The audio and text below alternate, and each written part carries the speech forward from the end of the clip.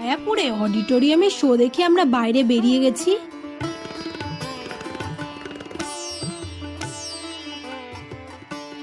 পাশেই হচ্ছিল একটি মেলা, দেখো কত বড় বড় তুলসীর মালা রয়েছে।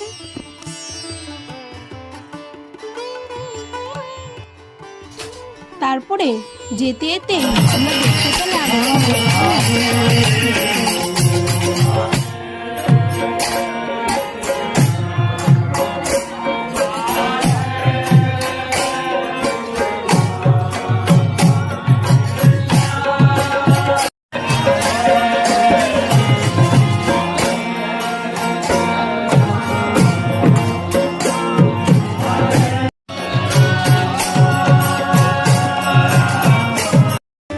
একদিনে আমাদের মায়াপুর ঘোরা কমপ্লিট।